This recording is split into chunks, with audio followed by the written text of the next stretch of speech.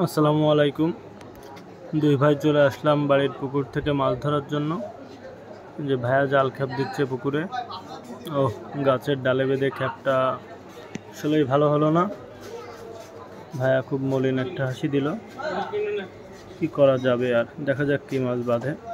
এখন আস্তে আস্তে জালটা আমরা উপরে টেনে তুলতেছি। এখন দেখা যাক কি মাছ বাঁধে, সেই অপেক্ষায় আর কি আছি। ভাইয়া আস্তে আস্তে জাল তুলতেছে পানির ভিতরে। ওখানে আমাদের একটা নৌকা ডুবানো আছে, সেখানে বেঁধে গেছে। মাছ বাঁধছে, যে দেখা যাচ্ছে। এখন দেখা যাক। অনেক সুন্দর বড় একটা মাছ বাঁধছে। এই যে বেশ কয়েকটা বাঁধছে, বড় মাছ একটা। এই যে এটা হচ্ছে আমাদের পাশে আর একটা পুকুর আছে, সেখানে ছেড়ে দিব। এই জন্য আর কি মাছটা রাখা, হাঁড়িতে দিয়ে রাখছি। আবার কিছু ফিট ফেলছি, যেহেতু এই খ্যাপটা ভালো হয়নি, মাছ বেশি বাঁধে নাই।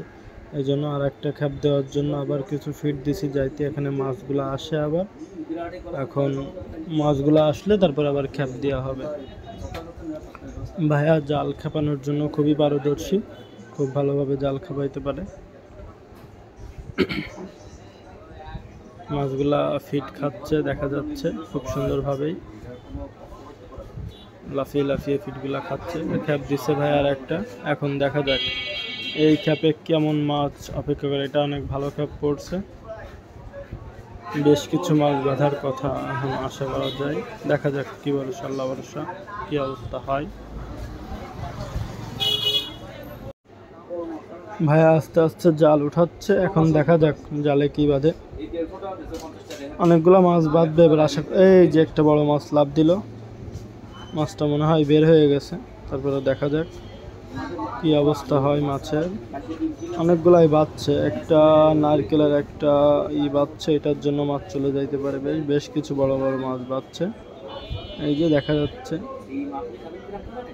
এই মাছগুলো আমরা সবই আমাদের পাশে আর একটা পুকুর আছে নতুন, ওইখানে এই মাছগুলো ছেড়ে দেব, ওখান থেকে যাতে আরো বড় করতে পারি। যেহেতু বাড়ির পুকুরে আসলে এইভাবে খাবার দেওয়া হয় না, যেহেতু আমরা গোসল করি।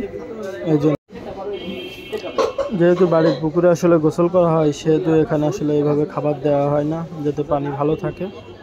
বেশি খাবার দিলে আসলে পানি নষ্ট হলে গোসল করা যায় না, যার কারণে আমরা ওই পুকুরে নিব। ওই পুকুরে পর্যাপ্ত খাবার দেওয়া হয়, মাছগুলো বড়ও হবে ভালো।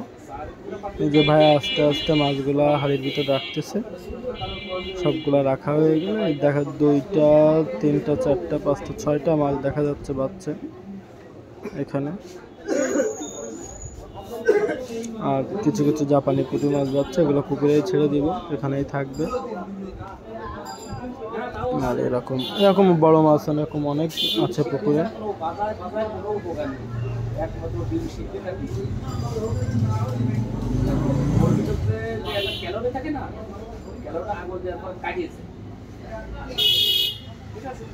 আমরা যে সয়াবিন তেল ধরেন খাই, সয়াবিন তেলের ওই হিসাব না।